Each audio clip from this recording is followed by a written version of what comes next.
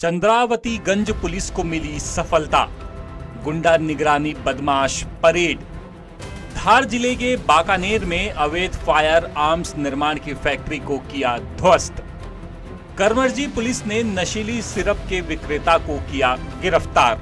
अभी आपने जो सोशल मीडिया पोस्ट देखे, ये पोस्ट किसी आम नाम की उन लोगों के सोशल मीडिया अकाउंट से ये पोस्ट किए गए हैं जिनके ऊपर नियमों और कानून का पालन करवाने की जिम्मेदारी है। और इन लोगों में मध्य प्रदेश के अलग अलग जिलों के एसपी और पुलिस वालों के सोशल मीडिया अकाउंट शामिल हैं। एमपी पुलिस इन दिनों वाहवाही लूटने में इतनी व्यस्त है कि उसे यही नहीं पता कि वो खुद नियमों का उल्लंघन कर रही है।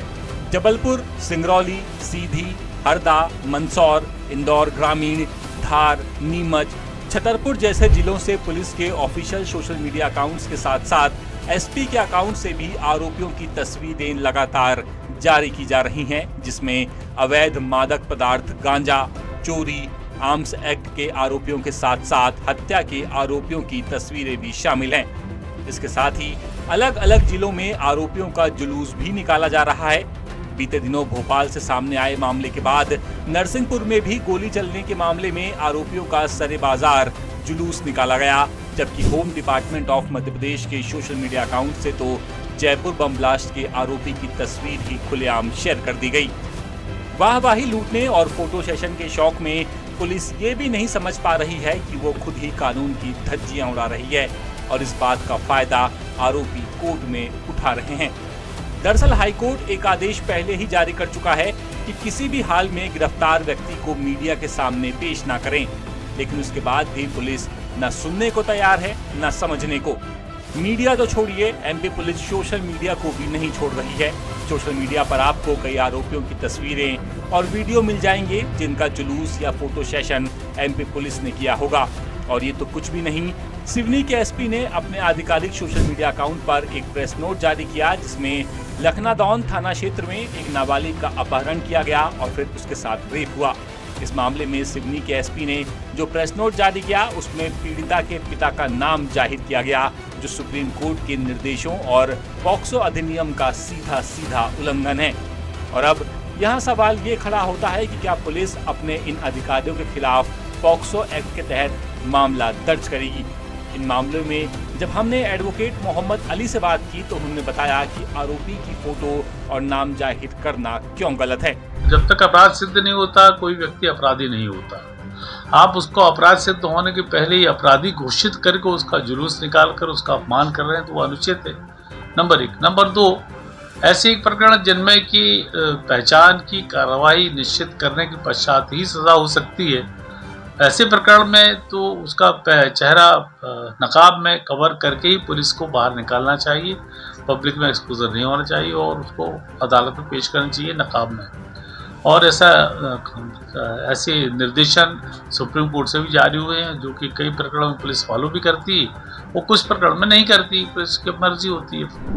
आरोपियों की फोटो और वीडियो वायरल करना क्यों गलत है और कभी कभी ये आरोपियों के लिए हित में कैसे हो जाता है, इसे लेकर जरा समझने की कोशिश कीजिए।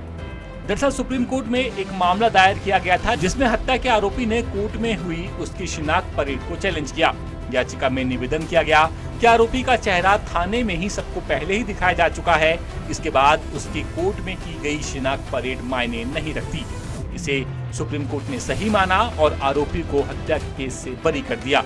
तो ऐसे मामले जिनमें अपराधियों की शिनाख्त परेड जरूरी है लेकिन आरोपियों की तस्वीरें सोशल मीडिया से वायरल कर दी जाती हैं, इसका फायदा आरोपियों को ही मिलता है। ऐसा व्यक्ति जो कोई ऐसा अपराध घटित हुआ है जिसमें की पहचान निश्चित नहीं है कि किसने किया अपराध और परिस्थिति जन्य साक्ष्य पर निर्भर करता है उसके अपराध का कमीशन, अपराध की मतलब इन्वेस्टिगेशन और ट्रायल। तो वैसे प्रकरण में आपको अपराधी को अगर आप एक्सपोज कर देते हैं पुलिस के सामने पहचान की कार्रवाई के पहले, पुलिस अरेस्ट करती है और पब्लिक में आप वीडियो दिखाकर एक्सपोज कर देते हैं कि देखिए इतना सेंसेशनल मामला था, हमने इसको पकड़ लिया, अरेस्ट कर लिया और ये व्यक्ति है जिसने ये अपराध किया है, तो पुलिस ये पहले से निश्चित कर देती कि ये व्यक्ति है।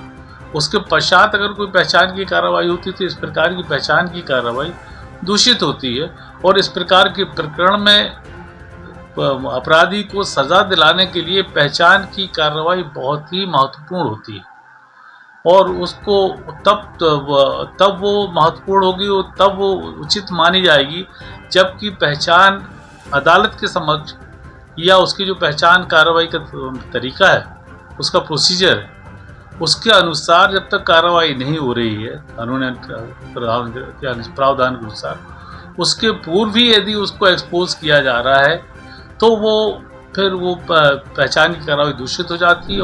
कुल मिलाकर नियमों का पालन करवाने वाले ही नियमों को तोड़ रहे हैं और कानून की दुहाई देने वाले हाथ पर हाथ धरे बैठे हैं। ऐसे में सवाल ये उठता है कि अगर जुर्म करने वाला गलत है तो क्या उसके गुनहगार साबित होने से पहले उसकी पहचान उजागर करने वाले गलत नहीं हैं? क्योंकि अगर आगे जाकर कोर्ट आरोपी को बरी कर देता है तो क्या उसकी बदनामी जो हो चुकी है उसे मिटाया जा सकता है? सवाल बड़ा गंभीर है और जरूरत विचार करने की है।